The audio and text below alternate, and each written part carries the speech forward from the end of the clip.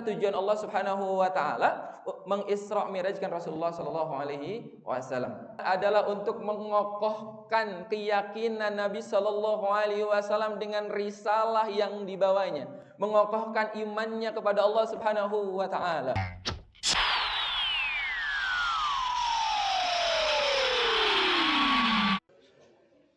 Baik Bapak-bapak, Ibu-ibu yang dirahmati Allah Subhanahu wa taala, sebelum kita mulai kajian kita pagi hari ini, tadi sudah dibuka dengan Ummul Quran suratul Fatihah. Insyaallah kita sempurnakan dengan sholawat bersama-sama. Mudah-mudahan menjadi pengikat wasilah hubungan kita dengan Nabi sallallahu alaihi wasallam dan kita berharap mendapatkan syafaatnya di yaumil qiyamah. Yuk kita sholawatan bareng-bareng. Sallallahu ala Muhammad Sallallahu alaihi wasallam Sallallahu ala Muhammad Sallallahu alaihi wasallam. Lebih semangat lagi. Sallallahu ala Muhammad Sallallahu alaihi wasallam Sallallahu ala Muhammad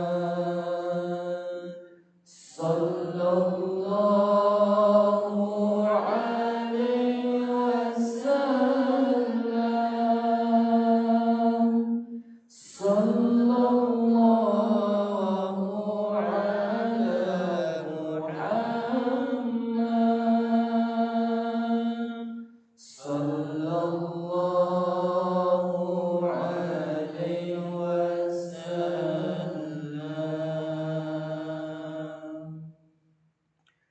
Mohon izin sebelum dibuka, Ustaz, Afwan boleh mic-nya tukeran kita nih. Asa kagok ya Bu ya. Biar lebih leluasa gitu ya. Ini kan bisa gini Bu nih. Nah, kan lebih enak ya.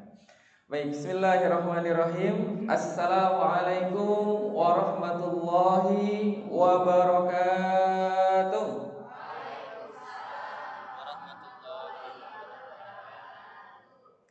Halo Mas Ahmad, jawab salamnya. Ibu, Bapak. Lagi puasa bukan? Lagi puasa? Enggak. Kenapa enggak semangat? Karena akhir bulan gitu. Akhir bulan, akhir tahun. Nah, mudah-mudahan ya didoakan yang jawab salamnya loba duitna, Bu. Ya. Sehat badannya, panjang umurnya, berkah hidupnya, husnul khotimah wafatnya. Kalau bisa segera. Amin itu ya. Baik, sekali lagi ya. Bismillahirrahmanirrahim. Assalamualaikum warahmatullahi wabarakatuh.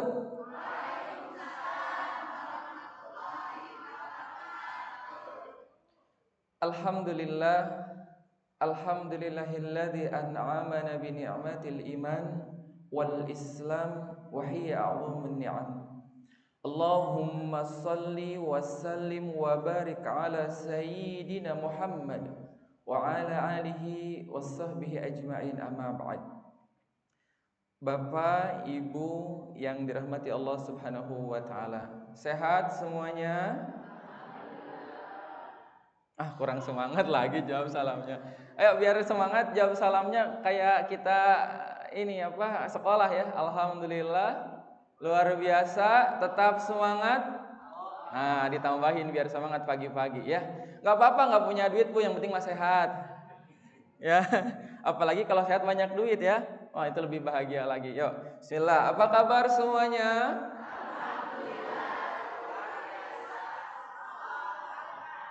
Tetap semangatnya mana? Lupa. Geus atuh pikiran cicilan heula. Ngaji. Alhamdulillah, luar biasa, tetap semangat. Ya. 1, 2, 3. Apa kabar semuanya? Alhamdulillah, luar biasa, Takbir. Masya Allah. Alhamdulillah wa syukurillah. Kita bersyukur kepada Allah Subhanahu wa Ta'ala. Pagi hari ini Allah pertemukan kita semuanya di Masjid Baitus Syifa ya. Masjid Baitus Syifa, masjid yang insya Allah menjadi rumah untuk kesembuhan hati, fisik, pikiran, dan dompet kita. Amin ya Allah ya Rabbal Alamin. Mudah-mudahan Bapak, Ibu, para hadirin sekalian yang hadir pada pagi hari ini, Allah catat kehadirannya sebagai pahala. Dan setiap langkahnya menuju majelis dan masjid ini semoga menjadi penggugur atas dosa-dosa kita. Amin ya Allah ya Rabbal Alamin. Salawat teriring salam selalu kita haturkan, kita curah limpahkan kepada suri tauladan kita, Nabi besar Muhammad sallallahu alaihi wasallam. Mudah-mudahan salawat yang senantiasa kita lantunkan juga tersampai kepada keluarga, sahabat, kepada kita sebagai umatnya yang mudah-mudahan istiqomah dalam menjalankan sunnah-sunnahnya, dan kelak kita berharap mendapatkan syafaatnya di yaumil qiyamah. Amin ya Allah ya Rabbal Alamin. Bapak Ibu yang dirahmati Allah Subhanahu wa Ta'ala, mohon izin memperkenalkan diri. Ini pertama kali saya silaturahmi ke Masjid Baitus Syifa, ke RSI. Sebelumnya ada yang pernah melihat, Bu? Bapak ada yang pernah melihat?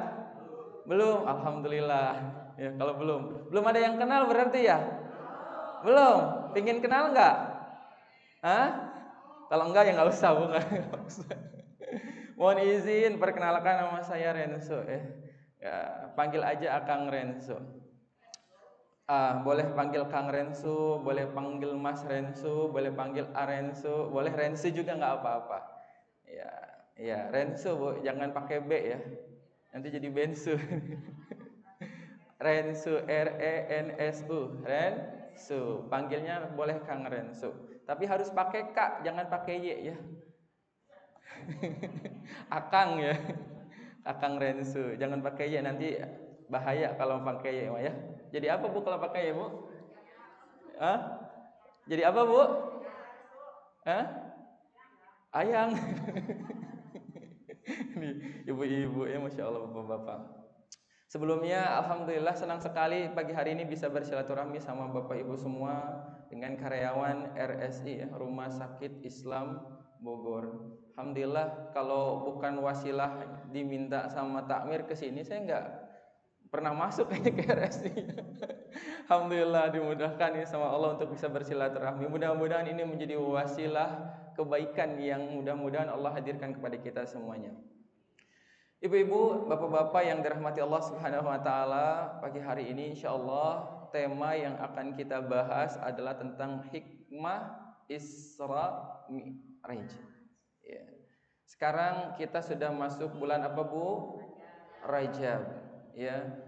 Kemudian ada Sya'ban, lalu Ramadan. 2 bulan lagi kita insyaallah mudah-mudahan Allah pertemukan dengan bulan Ramadan.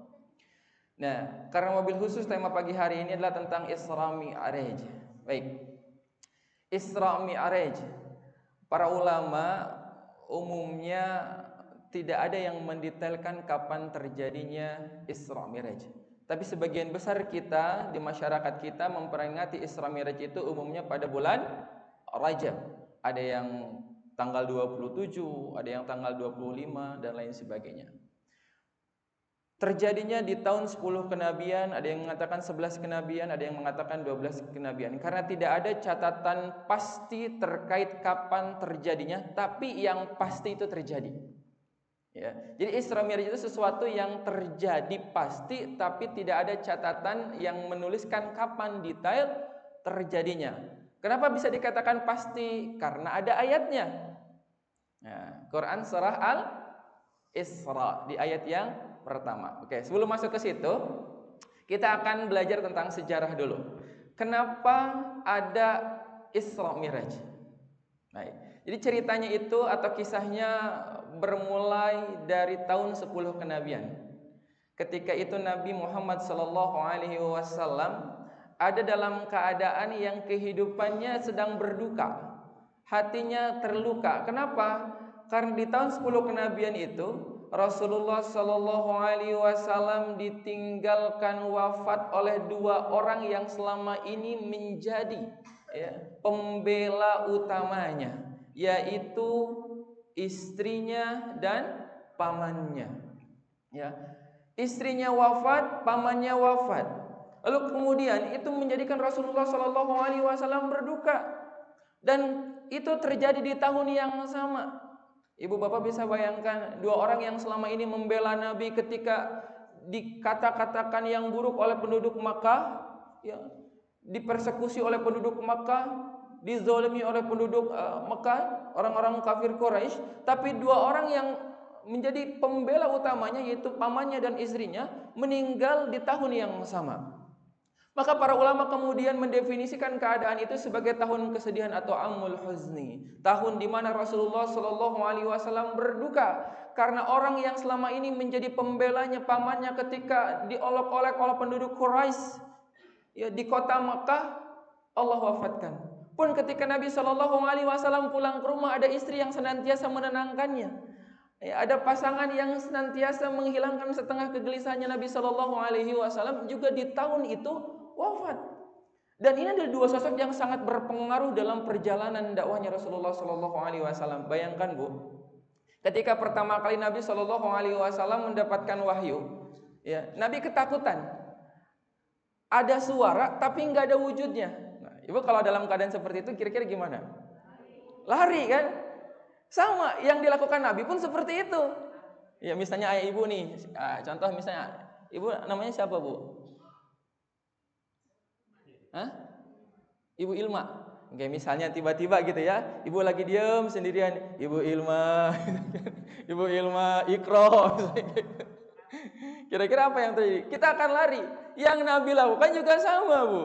Nabi manusia ketika mendengar ada suara yang tidak tahu ini dari mana suaranya, lalu kemudian Nabi lari setelah dia mengasingkan dirinya di Gua Hira. Nabi berlari menuju rumahnya berkeringat kelelahan.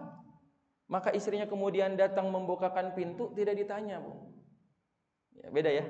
Kalau ibu ketemu suami tiba-tiba datang ke rumah, kira-kira ditanya, disiapkan makan, disiapkan minum, atau diinterogasi dulu Bu? Jujur ini para suami. Kalau pulang telat biasanya diinterogasi atau disambut? Interogasi ya. Nah, Ibunda Khadijah ketika suaminya datang dalam keadaan berkeringat, ketakutan dan lain sebagainya, enggak ditanya Bu.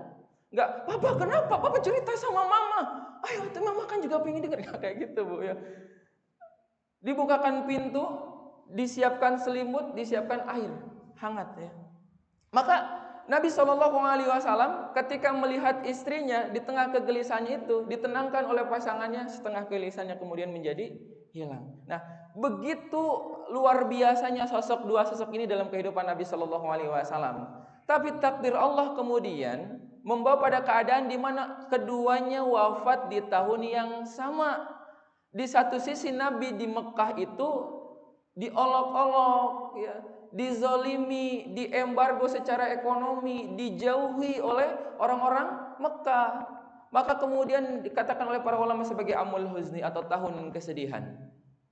Maka ketika Nabi sedang berduka itu, Nabi Shallallahu Alaihi Wasallam kemudian terpikirlah untuk dia pergi ke sebuah perkampungan di antara Makkah Madinah yang namanya Thaif, tempat yang relatif lebih sejuk, lebih tenang suasananya, berharap jika seandainya mungkin karena di Mekah ditolak, kalau datang ke Thaif kayaknya diterima deh. Ya, jadi Thaif itu jaraknya kurang lebih sekitar 100 kilometeran lah dari Mekah. Ya. Kemudian Nabi Shallallahu Alaihi Wasallam berjalan kaki dari Mekah menuju Thaif dengan Zaid bin Harithah. Panjang perjalanannya, lama dilalui dengan penuh keringat, berjalan kaki dan lain sebagainya. Tentu harapannya dakwahnya Nabi Shallallahu Alaihi Wasallam bisa diterima di Thaif. Tapi apa yang terjadi? Sesampainya di Thaif bukan penerimaan yang didapatkan oleh Nabi Shallallahu Alaihi Wasallam. Kalau di Mekah, Nabi itu dizoliminya itu dengan kata-kata, dengan olokan-olokan, dengan perkataan-perkataan buruk. Tapi sesampainya di Thaif, bukan hanya perkataan buruk yang Nabi terima, tapi lemparan-lemparan batu daripada penduduk Thaif yang kemudian menyebabkan Rasulullah SAW badannya penuh dengan darah. Maka Nabi SAW diusir dengan paksa oleh para penduduk Thaif. Para pembesar Thaif itu kemudian memerintahkan kepada anak-anak Thaif untuk melempari Nabi SAW dengan kerikil-kerikil. Sampai kemudian Nabi keluar dari perkampungan Thaif, Nabi bersama dengan Zaid bin Harisah kemudian mengistirahatkan dirinya di salah satu kebun. Ada yang mengatakan kebun kurma, ada yang mengatakan kebun anggur, milik Utbah dan Sayyibah. Mereka ini adalah dua orang yang di Mekah benci banget sama Nabi. Tapi ketika melihat keadaan Nabi SAW yang badannya penuh dengan darah, orang yang benci itu menjadi iba. Saking menyedihkannya keadaan Rasulullah SAW dilihat dari orang yang selama ini membencinya. Jadi bisa dibayangkan ya, bagaimana keadaan fisiknya Nabi SAW sampai orang yang dulunya benci sama kita itu jadi kasihan. Ya, dulu ada orang yang benci banget sama kita, setelah melihat kehidupan kita sekarang jadi kasihan sama kita. Kenapa? Karena semenderita itu keadaannya pada waktu itu. Tapi dalam keadaan yang menderita itu, Bapak Ibu sekalian, Nabi SAW tidak mengeluh sedikit pun. Padahal malaikat Jibril alaihissalam menyampaikan kepada Nabi SAW, memerintahkan kepada malaikat menjaga gunung. Jika seandainya Nabi SAW meminta malaikat untuk menimpakan gunung Thaif yang ada di sekitar kampung Thaif itu kepada para penduduk Thaif, maka kalau Nabi mengatakan iya, Thaif itu akan dihancurkan. Tapi Nabi SAW tidak sedikit pun keluar dari lisannya kata-kata untuk menghukumi orang-orang yang menzoliminya. Justru sebaliknya, Nabi SAW mendoakan orang-orang yang menzoliminya, berharap agar kelak keturunan daripada orang-orang yang menzoliminya tadi menjadi orang-orang yang beriman kepada Allah Subhanahu wa taala dan mengikuti Nabi SAW. Karena kebesaran hati itulah, karena keluasan jiwanya Nabi itulah yang menjadikan arsy-Nya Allah bergetar. Bagaimana mungkin ada seorang manusia yang dia dizalimi, dia diusir dari sebuah perkampungan sampai badannya berdarah-darah, tapi dia mengadukan dirinya kepada Allah Subhanahu wa taala tanpa menyalahkan orang yang zalim kepadanya, tapi justru sebaliknya dia mendoakan orang-orang yang menzaliminya, ya Allah, mungkin dia tidak tahu ketika dia zalim kepadaku. Maka ya Allah, aku mengadukan diriku atas kelemahanku ya Allah. Ya. Singkatnya, penutup doa Nabi itu, ya Allah, aku tidak peduli dengan semua yang terjadi kepada diriku, asalkan engkau tidak marah kepadaku, asalkan engkau ridho kepadaku. Begitulah kira-kira doanya Nabi SAW. Maka karena kebesaran hatinya Nabi SAW, Allah Subhanahu wa taala memberikan hadiah healing, namanya Isra Mi'raj. Jadi kalau misalnya boleh dikatakan Isra Mi'raj itu hadiah healingnya Nabi dari Allah Subhanahu wa taala karena rentetan peristiwa yang mengguncang hatinya Nabi Shallallahu alaihi wasallam. Nah, ini salah satu hikmah ya. Jadi kalau kita lagi banyak pikiran, lagi galau perasaan, maka di antara hikmahnya itu adalah apa, Bu? Healing. Healingnya kemana, Bu? Ke masjid itu. Bapak-bapak pinginnya healing ke masjid, kalau ibu-ibu pinginnya healing kemana? Ke mall. Masya Allah. Dua-duanya solih dan salehah insya Allah ya. Iya gitu kan, healing gitu ya. Nabi pun sama Allah diberikan hiburan dan liburan dengan cara Isra Mi'raj. Apa di antara tujuannya? Di antara tujuannya adalah untuk mengokohkan keyakinan Nabi Shallallahu alaihi wasallam dengan risalah yang dibawanya, mengokohkan imannya kepada Allah Subhanahu wa taala. Itulah di antara tujuan Allah Subhanahu wa taala mengisra mi'rajkan Rasulullah Shallallahu alaihi wasallam. Ya. Kata Allah Subhanahu wa taala dalam Quran surah Al-Isra di ayat yang pertama, dan ini menegaskan keontentikan peristiwa Isra Mi'raj. A'udzu billahi minasyaitonir rajim. Bismillahirrahmanirrahim. Subhanalladzi asra bi'abdihi laylan minal masjidil haram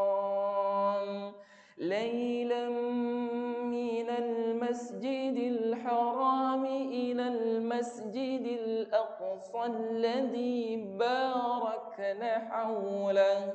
باركنا حوله لنريه من آياتنا إنه هو السميع البصير. Subhanallahul azim. Kata Allah Subhanahu wa taala, subhanalladzi, maha suci Allah. Kalau Allah Subhanahu wa taala membuka ayatnya dengan kalimat subhanallah, itu menandakan bahwa peristiwa ini adalah peristiwa yang tidak bisa diakalkan dalam pikiran manusia. Karena ini adalah peristiwa yang dalam pikiran kita itu tidak mungkin terjadi. Bagaimana mungkin dari Masjidil Haram ke Masjidil Aqsa dilalui dalam waktu sepertiga malam, sementara dalam keadaan biasa kurang lebih jaraknya sekitar 1.500 km, menempuh perjalanan paling cepat 40 hari. Itu paling cepat di zamannya Nabi. Kalau zaman sekarang mah sehari sampai, Bu. Ya, zaman sekarang. Jadi di zaman Nabi, kalau misalnya penduduk Mekah mau ke Syam, mau ke Palestina, itu bisa berbulan-bulan, Bu.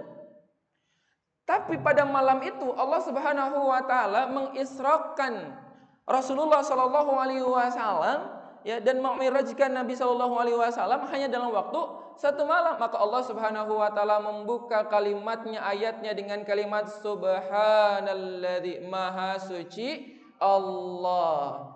Isra, yang telah memperjalankan hambanya, abadihi, siapa hambanya? Rasulullah sallallahu alaihi wasallam. Nanti kita ada hubungannya kenapa Allah menggunakan kalimat, ya, abadihi, menggunakan kalimat hamba pada ayat ini. Karena ada keterkaitan dengan oleh-oleh yang dibawa oleh Rasulullah sallallahu alaihi wasallam. Lailan, pada satu malam, ya, dari Masjidil Haram menuju Masjidil Aqsa yang ada di Palestina. Ya. Yang kemudian kata Allah Subhanahu wa taala bahwa kedua tempat ini adalah tempat yang Allah berkahi sekelilingnya, tempat yang penuh dengan keberkahan kebaikan yang ada di sekitarnya. Apa tujuannya? Sebagai di antara tanda-tanda bukti daripada kebesaran Allah Subhanahu wa taala. Innahu huwas samiul basir. Sesungguhnya Dia adalah Allah yang Maha mendengar lagi Maha mengetahui. Nah, singkatnya peristiwa ini Allah abadikan dalam Quran surah Al-Isra di ayat yang pertama. Dan ini membuktikan bahwa peristiwa itu benar adanya, walaupun mungkin secara detail kapan terjadinya para ulama berbeda pendapat. Oke, kita tidak akan membicarakan perbedaan pendapat kapan terjadinya, tapi yang jelas ini terjadi. Nah, hikmahnya selain dari tadi kemudian Allah Subhanahu wa taala ingin menghibur Nabi sallallahu alaihi wasallam, menguatkan imannya Nabi sallallahu alaihi wasallam. Allah di sini ingin menegaskan kepada kita sebagai manusia, mungkin dalam kehidupan ini selama kita perjalanan hidup ini ada orang-orang yang mencintai kita, ada orang-orang yang mendukung kita. Tapi setiap orang yang membersamai kita pada hakikatnya ada batasnya, Bu.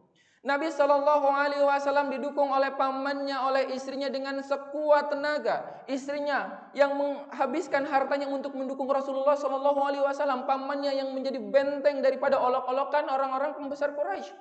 Tapi Allah Subhanahu wa taala ingin memperlihatkan kepada Nabi, bahkan jika seandainya mereka orang-orang yang mendukungmu ya Muhammad sallallahu alaihi wasallam, tetap ada batasnya. Dan itu adalah hikmah yang harus kita ambil. Bapak Ibu yang dirahmati Allah Subhanahu wa taala. Hari ini mungkin kita punya orang-orang yang sayang sama kita. Hari ini kita orang-orang yang mungkin mendukung kita, tapi tidak boleh kita menjadikan orang-orang yang sayang sama kita itu dan orang-orang yang support sama kita itu sebagai tempat kita menyandarkan harapan-harapan dalam kehidupan kita. Ya, sebagai tempat untuk kita kemudian berharap atas semua yang terjadi dalam kehidupan kita. Kenapa? Karena peristiwa Isra Mi'raj ini mengajarkan kepada kita bahwa satu-satunya yang kemudian tempat kita berharap dan bersandar yang menghadirkan kekuatan untuk menjalankan kehidupan itu hanyalah Allah Subhanahu wa taala. Maka dalam Quran surah Ad-Duha, ini kebetulan di waktu duha ya. Allah Subhanahu wa taala berfirman di 3 ayat pertama, "Wad-duha wal-laili idza saja ma wadda'aka rabbuka wa ma qala." Tambah satu lagi, walal akhiratu khairul laka minal ula. Wadduha artinya apa, Bu? Ini sok salat duha Tara. Wadduha artinya apa? Enggak ada suaranya ini. Wadduha. Demi waktu duha. Demi matahari sepenggalah naik, demi matahari dalam kondisi yang hangat nyaman untuk kita berjemur. Nah, kira-kira begitu ya kalau bahasa bayinya gitu ya. Wal laili idza saja, apa Pak? Pak. Demi malam apabila telah saja gulita. Ma wadda'aka rabbuka wa ma qala. Halo? Ma wadda'aka rabbuka wa ma qala. Nah, udah itulah. Oke, kita bahas ya. Wadduha, duha itu kalau kita baca di Quran terjemahnya ada yang menerjemahkan demi waktu duha, demi matahari sepenggalan naik. Itu adalah kondisi di mana matahari itu paling enak, paling hangat, paling nyaman untuk kita berjemur. Betul nggak? Ini di sini banyak nakes tuh. Ya. Jadi kalau kita waktu duha itu kan ba'da syuruk kira-kira mungkin dari jam 6, setengah 7, jam 7 sampai setengah 8 lah ya. Itu kan waktu kalau berjemur tuh hangat. Betul nggak? Coba kalau ibu berjemurnya waktu duha bisa sampai jam 11, enak nggak, Bu? Panas kan ya. Maka kondisi paling enak berjemur itu kan rata-rata kalau misalnya cuaca lagi bagus jam setengah 7, jam 7 itu nyaman ya buat berjemur tuh, buat yang badannya suka sakit-sakit dan lain sebagainya. Nah, ternyata duha itu adalah sebuah pemaknaan yang juga biasa digunakan oleh orang-orang Mekah, orang-orang Arab untuk menggambarkan keadaan kehidupan seseorang. Jadi demi waktu duha itu kalau kita luaskan maknanya itu adalah Allah Subhanahu wa taala bersumpah demi keadaan seseorang yang dipenuhi dengan nikmat Allah yang kemudian membuat dirimu merasa nyaman dengan itu semua. Badan sehat, duit loba, pangabutuh eueuh. Masya Allah. Anak soleh-soleha, pasangan solih-solihah. Oh, nikmat we pokoknya. Itu duha tuh we. Jadi nyaman suasana itu namanya duha. Tuh, gambaran pertama. Wal laili idza saja, dan demi suatu keadaan yang mungkin sulit menggambarkan karena saking gulitanya kehidupan, hancur, Bu. Udah jatuh tertimpa tangga, gempa bumi, tersapu badai. Nah, itu tuh saja tuh kayak gitu. Malam apabila gulita, keadaan kehidupan ya di Allah uji habis-habisnya sampai kemudian membuat kita merasa bahwa ini bingung harus bagaimana lagi. Itu namanya saja. Nah, kata Allah, jika kita dalam keadaan yang seperti itu, engkau pernah ada di atas, lalu kemudian Allah sayang kepadamu membersihkan hal-hal yang bisa jadi selama ini mengotori hidupmu, menjadi jarak antara engkau dengan aku, ya, maka aku habiskan hingga kemudian engkau merasa gelap hidup ini. Bukan Indonesia yang gelap, hidup kita misalnya. Gelap hidup ini, kayak mulai bingung nih harus ngapain dan lain sebagainya. Maka Allah tegaskan di ayat yang ketiga, ma wadda'aka rabbuka wa ma qala. Tuhanmu tidak membencimu dan tidak akan pernah meninggalkanmu. Nah, kira-kira yang Allah ingin sampaikan kepada Nabi SAW itu seperti itu. Ya, di Mekah diolok-olok, dijauhi oleh kaumnya, oleh orang-orang yang dulu membersamainya, oleh orang-orang yang dulu mungkin main bareng sama Nabi. Tapi ketika Nabi menyampaikan kebaikan, ada yang benci, ya, ada yang mempersekusi, ada yang ngomongin. Tapi dua orang yang selama ini membelanya, oh masya Allah ya, Allah juga wafatkan. Maka kata Allah, ma wada'aka rabbuka wa ma qala. Ya, aku tidak akan meninggalkanmu. Nah, Isra Mi'raj itu kemudian dijadikan sebagai wasilah untuk menguatkan imannya Nabi SAW Karena nanti selepas pulang daripada Isra Mi'raj, Nabi menjadi lebih berani lagi, lebih semangat lagi, lebih istiqomah lagi dalam menjalankan dakwahnya. Baik, kita lanjutkan dulu ayatnya ya. Tadi sampai mana Bu ya? Subhanalladzi asra bi 'abdihi lailan minal masjidil haram ilal masjidil aqsa. Ya. Rasulullah Shallallahu alaihi wasallam Allah israkan, perjalankan dalam waktu kurang dari 1 malam dari Masjidil Haram ke Masjidil Aqsa dengan menaiki sebuah kendaraan namanya Burak. Burak itu kata Nabi Shallallahu alaihi wasallam lebih besar dari keledai, lebih kecil dari bigal. Bigal itu persilangan antara keledai dan kuda. Dalam waktu sekelebatan, gitu. Udah sampai di Masjidil Aqsa. Ya. Di sana kemudian Nabi Shallallahu alaihi wasallam salat 2 rakaat bertemu dengan para nabi menjadi imam. Ya, dikisahkannya seperti itu.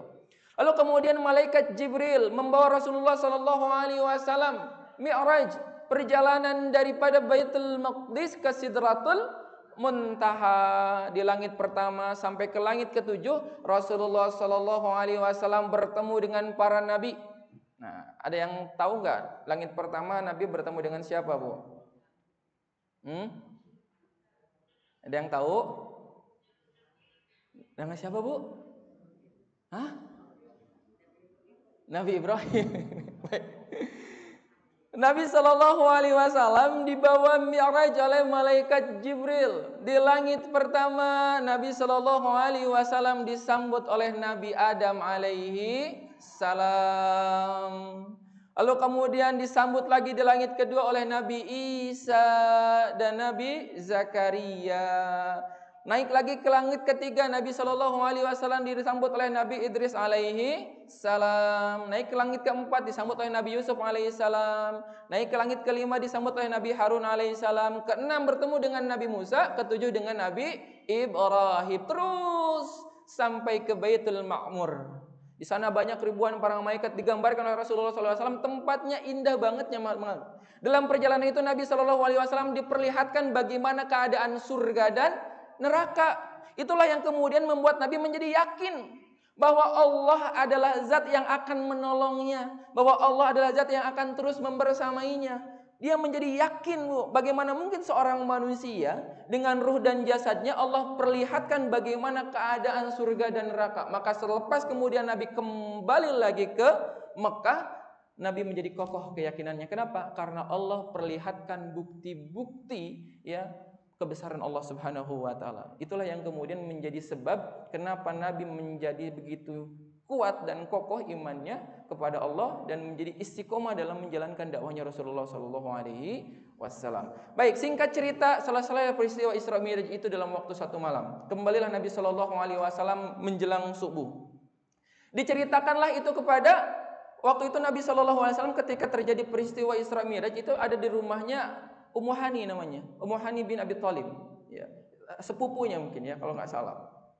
Diceritakanlah kepada mereka, maka kata Ummu Hani, ya Rasulullah, kalau bisa jangan cerita dulu lah ke orang-orang, ya, takutnya nanti malah Nabi semakin diolok-olok. Tapi apa yang terjadi? Justru Nabi menceritakan itu kepada para penduduk Makkah.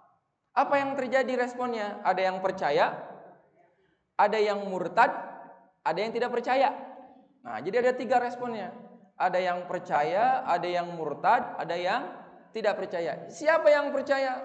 Ketika peristiwa itu menyebar di Makkah, ada salah seorang yang kemudian berkata kepada Abu Bakar, "Ya Abu Bakar, kamu udah mendengar belum sahabatmu Muhammad sallallahu alaihi wasallam itu mengatakan dalam waktu 1 malam tadi dia yang melakukan perjalanan dari Masjidil Haram ke Masjidil Aqsa ke Palestina. Menurut kamu kira-kira kamu percaya nggak apa yang dia omongin?" Apa kata Abu Bakar? "Aku percaya."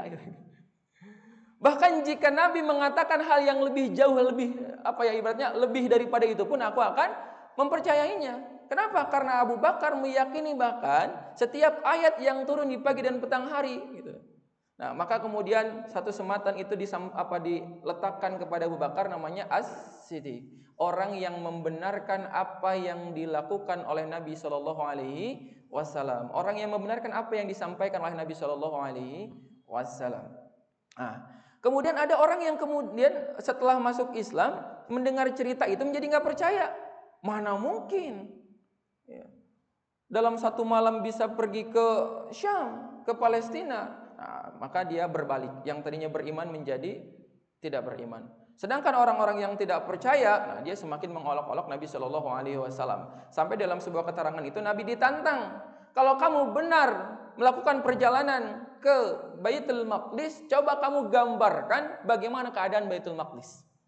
Maka Allah Subhanahu Wa Taala ya, dengan kekuasaannya memberikan gambaran kepada Nabi bagaimana detailnya Masjidil Aqsa pada waktu itu, dan Nabi memberikan jawaban dengan tepat. Kemudian Nabi ditanya lagi mengenai kafilah dagang yang sudah berbulan-bulan ke Syam dan akan kembali. Nabi pun memberikan jawaban yang tepat. Tapi apakah orang-orang yang tidak percaya itu menjadi beriman kepada Nabi? Tidak. Tetap tidak. Ya, maka kata Allah, bukan mereka yang tidak bukan matanya yang buta, tapi hati mereka yang buta. Mereka yang tidak mau menerima kebenaran. Makanya dikatakan sebagai orang-orang jahiliyah. Ya, bukan berarti kemudian mereka bodoh secara pikiran, tidak. Mereka ditutupi oleh kesombongannya kepada Allah Subhanahu wa taala. Baik. Nah, kira-kira singkatnya peristiwa Isra Mi'raj itu seperti itu. Ya, ini kita kisahnya. Terus apa hikmah daripada peristiwa Isra Mi'raj yang bisa kita ambil pada kesempatan hari ini sebagai umatnya Rasulullah sallallahu alaihi wasallam? Nabi ketika melakukan peristiwa Isra Mi'raj, Nabi Shallallahu Alaihi Wasallam kemudian berbicara dengan Allah Subhanahu Wa Taala, sampai kemudian Allah menurunkan atau mensyariatkan, memberikan oleh-oleh kepada Rasulullah Shallallahu Alaihi Wasallam melaksanakan sholat sebanyak 50 kali atau 50 waktu. Maka kemudian Nabi turun bertemu dengan Nabi Musa alaihissalam. Kata Nabi Musa, kamu nego. Dulu Bani Israel juga mendapatkan syariat yang sama, tapi nggak sanggup tuh Bani Israel. Nego lagi, nego lagi sama Allah, nego lagi sama Allah, bolak balik sampai kemudian kata Allah 5 kali setara dengan 50 kali. Maka kata Nabi Musa, nego lagi. Nah, udah 5 kali sama Nabi Musa disuruh nego lagi. Ya. Kata Nabi, aku malu gitu. Kalau harus nego lagi sama Allah Subhanahu wa taala. Maka kemudian oleh-oleh yang dibawa oleh Rasulullah sallallahu alaihi wasallam adalah salat. Pertanyaannya, kenapa harus salat dan kenapa itu menjadi oleh-oleh yang Allah syariatkan di malam Isra Mi'raj? Kalau kejadiannya saja sudah luar biasa, maka oleh-oleh yang dibawa itu pasti punya makna yang juga sangat luar biasa. Karena tidak mungkin Allah Subhanahu wa taala mensyariatkan sesuatu yang biasa dalam kejadian yang sangat luar biasa. Pasti ada keutamaan yang begitu luar biasa yang menjadikan sebab kenapa Allah Subhanahu wa taala mensyariatkannya ketika Isra Mi'raj. Bukankah bisa sebenarnya Allah mensyariatkan itu ketika Nabi sedang di gua? Bisa. Ketika Nabi sedang di kamar? Bisa. Tapi Allah memilihnya pada peristiwa yang begitu luar biasa. Ini menandakan bahwa syariat yang Allah turunkan pada waktu itu adalah syariat yang juga luar biasa. Dan pertanyaan, kenapa harus sholat? Sholat itu adalah amalan wajib pertama yang Allah perintahkan. Sholat itu adalah amalan terakhir yang Nabi wasiatkan. Salat itu adalah amalan pertama yang akan dihisab ketika kita kembali kepada Allah Subhanahu wa taala. Jadi begitu besar keutamaan salat yang Allah perintahkan kepada kita. Nah, salat kalau secara bahasa itu kan artinya doa. Tapi sebenarnya salat kalau kita luaskan maknanya itu artinya ikatan yang terhubung sangat kuat. Itu artinya salat. Ikatan dengan siapa? Dengan Allah Subhanahu wa taala. Kenapa Allah Subhanahu wa taala menggunakan kalimat abadi? Karena di antara tujuannya, di situ tersirat ada perintah bernama salat sebagai bagian daripada menjalankan kewajiban sebagai seorang hamba. Ya, kita itu kan abdun, Bu. Ya, menjalankan kewajiban itu namanya ibadah. Ya, kita ini adalah hamba, tugasnya beribadah. Dan ibadah yang paling utama adalah ibadah yang diwajibkan. Nah, ibadah yang diprioritaskan apa namanya? Salat. Salat itu adalah pengikat hubungan antara seorang hamba dengan Allah Subhanahu wa taala. Salat itu adalah yang menguatkan hubungan seorang manusia dengan Rabb-nya. Kenapa? Karena sekalipun kita berpegang teguh pada dunia, karena sekalipun kita berpangku tangan pada manusia, tetap semua itu ada batasnya. Manusia ada batas kekuatannya. Fisik itu batas kekuatan manusia. Waktu itu batas kekuatan manusia. Tidak ada manusia yang bisa hidup selamanya. Tidak ada kekuasaan yang juga sifatnya selamanya. Jangankan kita, dulu ada manusia yang sangat berkuasa, namanya Firaun. Kenal Bu Firaun? Kenal? Oh, kenal di mana? Hebat banget Ibu kenal sama Firaun. Ya, emang Firaun ada akun TikToknya Bu. Dulu ada manusia yang sangat berkuasa, namanya Firaun. Kurang berkuasa apa Firaun? Kerajaan punya, pasukan punya, harta punya. Ya, saking udah bingungnya Firaun berkuasa sampai-sampai dia ngaku Tuhan. Kalau di Indonesia kan levelnya ngaku nabi. Ya, itu Indonesia kan levelnya ngaku nabi. Di Bogor ada dulu kan yang ngaku nabi ya Bu ya? Orang mana tuh kalau nggak salah? Orang Pamijahan apa ya? Ahmad Musadeh gitu ya. Tapi ada yang ngaku malaikat juga ada ya. Di Indonesia itu ada. Tapi Firaun itu ngaku Tuhan. Ya, ketika diutus Nabi Musa alaihissalam untuk menyampaikan dakwah kepada Firaun dengan halus, dengan baik, nasihatin Firaun, ingetin kata Allah. Ya Musa, ingatkan Firaun, kasih tahu Firaun dengan cara yang baik. Tapi apa yang kemudian dikatakan oleh Firaun? Anna rabbukumul a'la gitu kan. Saya ini Tuhan. Kurang sombong apa Firaun? Tapi lihat bagaimana kemudian Allah Subhanahu wa taala mewafatkan Firaun dalam keadaan yang sangat hina. Jadi tidak ada yang abadi sebagai seorang manusia. Maka bagaimana kemudian kita menjadi manusia yang kita punya batasan, berpangku tangan pada manusia juga ada batasnya, kepada pasangan juga ada batasnya, kepada siapapun ada batasnya, kepada atasan pun ada batasnya. Mohon maaf ya, ini di sini banyak karyawan gitu ya. Ketika kita berpangku tangan pada atasan, berharap pada atasan, mohon maaf, apa yang terjadi biasanya? Kecewa nggak? Kecewa atau bahagia? Kecewa. Wah, bonus akhir tahun. Misalnya ini mah tidak terjadi di sini ya. Di sini Masya Allah semuanya baik. Bonus akhir tahun misalnya 3 kali gaji. Wah, tiba-tiba dinamika terjadi. Oh, ternyata jadi bukan 3 kali gaji, 300.000. Kita kira kecewa enggak? Enggak ya, Insya Allah tetap lapang hati dan lain sebagainya. Enggak kecewa. Kecewa banget tapi. Jadi ketika kita berpangku tangan, berharap kepada manusia itu ada batasnya. Maka lewat peristiwa Isra Mi'raj ini, Allah ingin mengajarkan kepada kita umatnya Nabi Shallallahu Alaihi Wasallam agar tidak menjadikan manusia sebagai tempat sandaran dan harapan, dan terus menjaga ikatan yang kuat dengan Allah Subhanahu Wa Taala. Dan cara menjaga ikatan yang kuat dengan Allah itu satu ibadahnya namanya sholat. Dan Allah Subhanahu wa taala ketika memerintahkan ibadah itu pasti memberikan benefit, Bu, keutamaan daripada ibadah yang kita lakukan. Ya, sebagai contoh, keutamaan salat itu adalah sarana untuk mendatangkan, mengundang, menghadirkan pertolongan dari Allah Subhanahu wa taala. Ya ayyuhalladzina amanu ista'inu bis-sabri was-shalah. Ya. Kata Allah, kalau kita punya masalah dalam hidup, punya ujian yang berat dalam kehidupan kita, di antara hal yang harus dilakukan untuk mendatangkan pertolongan Allah, yang pertama yang harus dilakukan itu adalah bersabar. Sabar itu artinya menerima dan menghadirkan harapan kepada Allah. Itu namanya sabar. Jadi sabar itu bukan pasrah, Bu. Saya mau udah bersabar, Ustaz. Tapi kan sabar teh ada batasnya. Kan diginiin terus makan lama-lama sakit hati ya gitu kan. Nah, itu bukan sabar namanya, itu emosi gitu ya. Sabar mah enggak ada batasnya. Karena batas kesabaran itu adalah kesabaran itu sendiri. Makanya sabar itu adalah penerimaan yang menghadirkan harapan. Penerimaan yang disandarkan pada keimanan, itu namanya sabar. Kalau bahasa psikologi namanya accepted. Menerima. Jadi kalau misalnya ibu suruh konseling ini ke psikolog itu kan kayak gitu ya, terima dulu Bu, terima dulu keadaannya. Nah itu sabar namanya.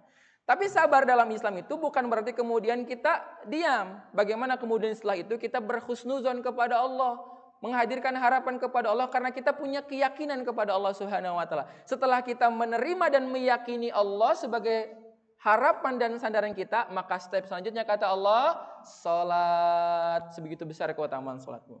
Luar biasa. Ya. Salat.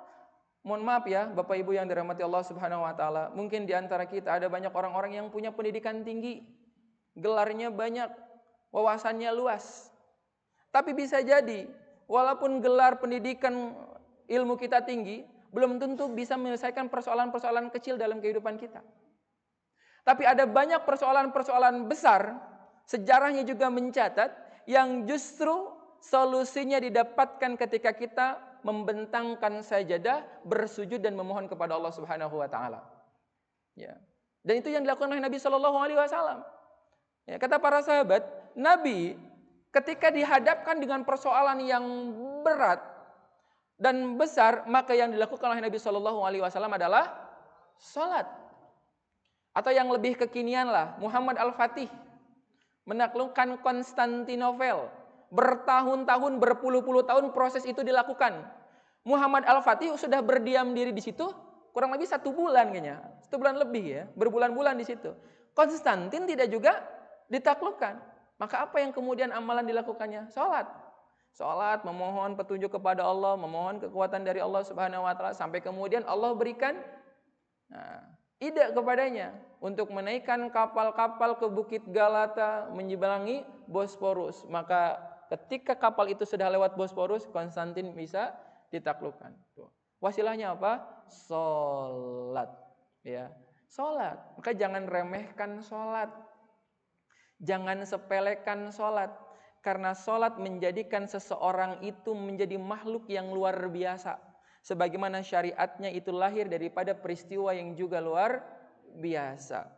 Kalau kita ingin selalu terikat kepada Allah, ditolong selalu oleh Allah, dilapangkan dan dikuatkan hidupnya dan hatinya oleh Allah, maka di antara amalan utamanya yang pertama yang harus dilakukan adalah salat. Dalam Quran surah Al-Mu'minun, Allah Subhanahu wa taala bahkan menggaransi orang-orang yang salat. A'udzu billahi minasyaitonir rajim. Bismillahirrahmanirrahim. Qad aflahal mu'minun alladzina hum fi salatihim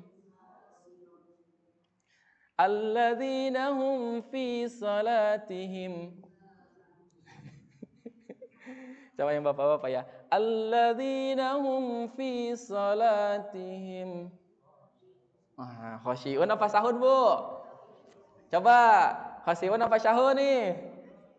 Coba ingat-ingat dulu nih. Ini Al-Ma'un atau Al-Mu'minun? Al-Mu'minun. Sahun apa khosyi'un? Sahun. Kalau Al-Ma'un, sahun. Kalau Al-Mu'minun, khosyi'un. Ya. Kata Allah Subhanahu wa taala dalam Quran surah Al-Mu'minun ayat 1 dan ayat kedua, qad aflahal mu'minun, sungguh beruntung orang-orang yang beriman. Aflah, diterjemahnya aflah itu apa? Beruntung. Beruntung, ya kan? Aflah. Aflah itu kan sama dengan falah. Falah itu artinya apa, Bu? Hayya 'alal falah. Kapan kita mendengarnya? Azan. 1 hari 5 kali kita diajak sama Allah untuk menjadi orang yang menang, menjadi orang yang beruntung. Hayya 'alal falah. Ya, di Al-Mu'minun kalimatnya aflah. Orang yang melakukannya menjadi orang yang beruntung, namanya muflihun. Nanti di Al-Baqarah 1 sampai 5 dibahas di situ. Ya, qad aflahal mu'minun, qad aflahal mu'minun. Sungguh aku garansi, pastikan kepada siapapun yang beriman kepada Allah Subhanahu wa taala, maka aku akan pastikan dia mendapatkan aflah, kemenangan. Aflah yang dimaksud itu apa? Kemenangan yang Allah maksudkan dengan kita menjalankan perintah Allah utamanya salat, indikatornya ada 2.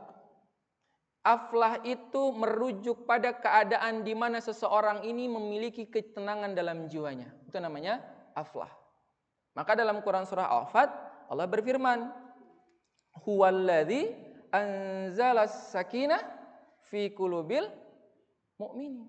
Dialah Allah yang menurunkan, mencurahkan, menanamkan yang namanya sakinah, ketenangan, ketentraman pada jiwa manusia. Jadi sakinah atau tumaninah itu akan datang ketika seseorang beribadah kepada Allah. Makanya dalam hidup itu nggak cukup kita memenuhi kebutuhan secara materi doang, fisik. Ya, badan dipenuhi dengan baju, misalnya dicukupkan dengan makan dan lain sebagainya. Ibu mohon maaf, saya mau tanya, ini jawab dengan jujur. Ibu banyak duit, mobil banyak, rumah megah, bisnis besar, tapi hati gelisah, kira-kira bahagia atau enggak? Tapi kan banyak duit, Bu. Duitnya banyak banget lah, pokoknya ibu sampai nggak ketulungan lah, nggak kehitung. Tapi tiap hari itu galau, diam. Makan yang paling enak aja itu terasa hambar gitu. Misalnya contoh makan seblak misalnya, Bu. Ya kan dingin-dingin gini enak ya, Bu ya. Bakso seblak itu kan enak gitu ya. Itu kan enak banget misalnya ya, seblak terenak misalnya di Budi Agung. Itu udah banyak di review, misalnya enak banget. Duit punya, Bu. Kendaraan buat sampai ke tempat seblak juga ada. Teman nyeblak juga ada. Tapi ibu kondisinya lagi galau. Ya, lagi nggak tenang. Dan yang bikin galau pun bingung apa sebenarnya gitu kan. Kira-kira hidup bakal bahagia nggak, Bu? Nggak bahagia. Udah jalan-jalan ke Bali pun kalau hatinya nggak tenang, hatinya gelisah, tetap nggak bahagia misalnya. Nah, jadi aflah itu merujuk pada satu keadaan di mana seseorang itu Allah berikan ketenangan pada jiwanya.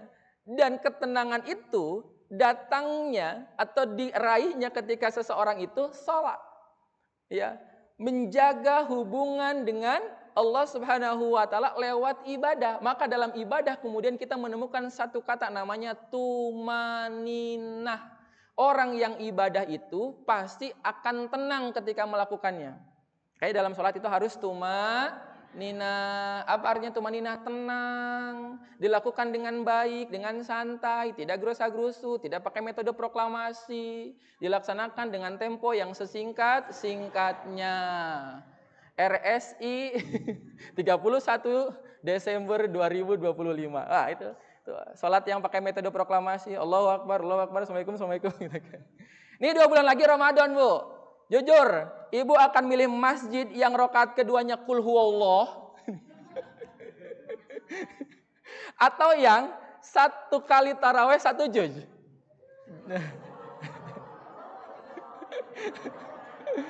Maaf ya. Kita kan kalau imamnya bacanya dari at-takasur rakaat keduanya qul huwallah, bahagia banget tuh. Rame masjidnya gitu kan. Pokoknya 15 menit selesai. Wah, yang penting sudah tarawih. Wah, semangat. Bukan semangat sholatnya, semangat ingin cepat selesainya. Gitu kan. Ya kan? Nah, kadang kan kayak gitu. Kita pingin sholatnya jadi kekuatan buat kita, pingin mendatangkan ketenangan pada kita, tapi ibadahnya semau kita. Coba gimana? Katanya pingin tenang hidupnya, pingin Allah bahagiakan, ya ditolong kehidupannya. Tapi sholat kita sama Allah tuh kayak semau-maunya kita. Ya, Nabi, Bu. Ya, ketika sholat qiyamul lail, kan ini kisahnya udah viral lah. Ibu juga pasti tahu, Bapak juga pasti tahu. Nabi SAW pernah sholat malam dilihat oleh istrinya, Ibunda Aisyah radhiyallahu anha. Ya, waktu itu Ibunda Aisyah memperhatikan Nabi itu kalau sholat malam lama banget. Saking lamanya kaki Nabi itu bengkak. Kalau ibu kan nggak lama atau bapak nggak lama, kaki tetap bengkak kan? Rorombeheun ya nih. Nabi karena lama jadi kakinya bengkak, berdirinya lama banget. Karena berdirinya Nabi itu lama, rukunya sama dengan berdirinya, sujudnya sama dengan rukunya. Jadi kalau ada salah seorang sahabat tuh pernah ikut sholat malam sama Nabi. Bacaan ba'da al-Fatihahnya itu kalau nggak salah 4 juz 10 halaman, 4 juz 10 halaman ya kalau nggak salah. Jadi 4 juz setengah. Iya, 1 kali berdiri. Iya, 1 kali berdiri. Al-Baqarah lewat tuh. Ya, sampai Al-Maidah itu. Nah, kira-kira ibu kalau kayak gitu Sanggup atau angkat tangan, Bu? Angkat tangan. Nah, jadi kalau sholat itu harus tumaninah. Kenapa? Karena dalam ibadah itu ada ketenangan. Kumpulan dari tumaninah menjadi sakinah. Maka kalimat sakinah umumnya kita tidak temukan dalam proses ibadah. Tapi sakinah itu akan kita temukan dalam proses kehidupan. Ar-Rum 21. Wa min ayatihi an khalaqalakum min anfusikum azwaja litaskunu ilaiha wa ja'ala bainakum mawaddatan wa rahmah inna fi dzalika laayatin liqaumin yatafakkarun.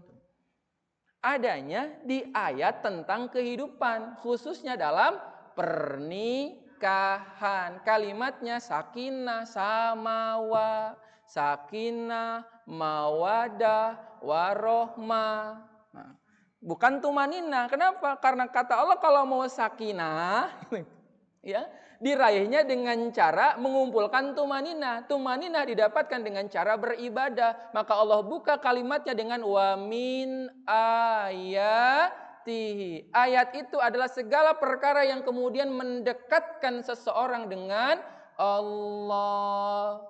Ya, jadi bukan hanya sebatas tanda-tanda kebesaran Allah. Dalam Quran surah Al-Isra juga Allah menyebutnya barakallah apa? Linuriyahu min ayatihi. Sama. Ya, jadi sholat itu, masya Allah luar biasa keutamaannya. Ini kita udah habis waktunya ya. Kita closing dulu Bu ya. Tadi sampai mana Bu? Sampai sholat. Ya. Jadi ketika seseorang itu sholat, Allah berikan ketenangan pada jiwanya dan Allah berikan kesenangan pada hidupnya. Ya, karena aflah itu merujuk pada ketenangan yang didapatkan oleh jiwa dan kesenangan yang didapatkan oleh fisik kita. Berupa apa? Kecukupan dalam menjalankan kehidupan. Maka di Ar-Rum 21 bukan hanya sakinah yang Allah janjikan, tapi juga mawadah. Mawadah kalau ibu baca terjemahnya artinya cinta. Padahal mawadah itu artinya perasaan cinta bahagia yang disebabkan karena kecukupan dalam urusan harta. Makanya ada istilah, ada uang abang sayang, tak ada abang nggak apa-apa kalau ada uang. Ya, memang begitu. Jadi rumah tangga itu nggak cukup dengan sakinahnya doang yang kita kejar spiritual aja, enggak. Kalau mau bahagia harus mawadah. Apa? Dicukupi kebutuhannya. Ibu punya suami soleh. Tiap hari ke masjid. 5 waktu nggak pernah kelewat. Zikir pagi petang nggak pernah luput. Qurannya sehari 10 juz. Tapi penghasilannya per bulan mohon maaf 100.000 misalnya. Mau nggak Bu? 100.000 per bulan. Nggak ada tambahan misalnya ya. Kenapa? Karena diam aja di rumah Bu. Misalnya. Kan nggak bisa. Tetap harus ada mawadahnya. Nah. Orang sholat, 2 itu didapatkan. Itu janji Allah. Itu yang dimaksud dengan pertolongan dari Allah. Jadi dan itu setiap saat real time terus. Semakin sholatnya maksimal, semakin sholatnya khusyuk. Masya Allah, Allah janjikan kedua hal ini dalam kehidupannya. Makanya dikatakan sholat itu senjatanya kaum muslimin. Senjatanya orang-orang beriman itu adalah sholat. Maka ketika kita melalaikan sholat, ketika kita ini tidak optimal dalam sholat, kita sama saja dengan membiarkan mukjizat yang Allah harusnya datangkan dalam kehidupan kita, tapi kita tolak Bu. Ya, sebagai penutup saya kasih analogi deh kayak gini. Bu, apa alat yang paling bikin ibu tuh ngerasa mudah dalam hidup? Kendaraan. Punya kendaraan? Ibu nggak punya kendaraan? Punya. Gimana kalau ibu misalnya hari ini nggak punya kendaraan? Kira-kira memudahkan apa mempersulit dalam hidup Bu? Hidup kita tidak sulit, cuma jadi lebih tertantang, betul? Nah, kalau ada orang yang mau ngasih kendaraan kepada hidup kita, agar memudahkan urusan kita, kira-kira ibu mau ambil atau enggak? Dikasih nih Alphard misalnya, langsung aja ya gitu kan. Soalnya kalau misalnya dikasih Supra pasti pada nggak mau gitu kan. Dikasih Alphard misalnya, gratis, mau nggak? Mau aja atau mau banget? Mau banget. Ya, dikasihnya Alphard aja udah mau banget. Sekarang Allah kasih, Bu. Ya, alat yang bisa mendatangkan ribuan Alphard dalam bentuk yang lain, namanya sholat. Namanya sholat. Ya. Cuman kadang manusia itu kan transaksional. Pinginnya ya nerima dulu baru percaya gitu. Padahal Allah menuntut percaya dulu baru diberi. Itulah maksud Allah dalam Quran surah Al-Baqarah, Alif Lam Mim dzalikal kitabu la raiba fihi hudal lil muttaqin alladzina yu'minuna bil ghaib wa yuqimuna shalah wa mimma razaqnahum yunfikun. Ya, di ayat yang kelimanya Allah katakan orang-orang apa? Ulaika ala hudam mir rabbihim wa ulaika humul muflihun. Tuh, ketemu enggak semua? Ya, aflah, muflih, salat. Jadi kalau mau muflih, mau beruntung, mau bahagia, salah satu amalannya adalah salat. Kita kan suka ditanya, amalannya apa, Kang? Amalannya apa, Kang? Zikirnya harus berapa ribu kali? Gak usah capek-capek, Ibu, ribuan kali zikir, salat aja yang benar. Ya, salat di awal waktu, salat dengan khusyuk, jangan berhenti di yang 5, tambah yang nafilah. Ya, sunnahnya dijaga. Kalau masih kurang, tambah tahajud. Keutamaan tahajud apa? Maqama mahmuda. Diangkat derajatnya pada makom yang sesuai dengan kebutuhan kita. Kalau bicara tentang harta, berarti hartanya Allah tambahkan. Kalau berbicara tentang ilmu, ilmunya Allah luaskan. Kalau berbicara tentang karir, karirnya dinaikkan. Terus amalannya apa? Tahajud, bukan tarajud ya. Tara tahajud itu enggak. Tahajud. Nah, tuh salat semua tuh. Ini babnya salat. Allahu a'lam bishawab. Nanti kita bahas lagi kalau kesini lagi. Kode ya. Mudah-mudahan ini menjadi inspirasi buat saya pribadi dan buat kita semua yang hadir pada pagi hari ini. Barakallahu fikum. Assalamualaikum warahmatullahi wabarakatuh.